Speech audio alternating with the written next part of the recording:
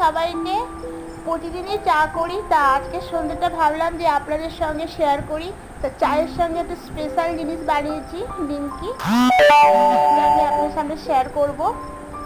আর যারা নতুন দেখছেন অবশ্যই চ্যানেলটাকে সাবস্ক্রাইব করে আমার পাশে থাকবেন। আর যারা পুরনো বন্ধুরা আছেন অবশ্যই কমেন্ট করবেন, যাতে আমি আরও নতুন নতুন রেসিপি আপনাদের সামনে নিয়ে আসতে পারি।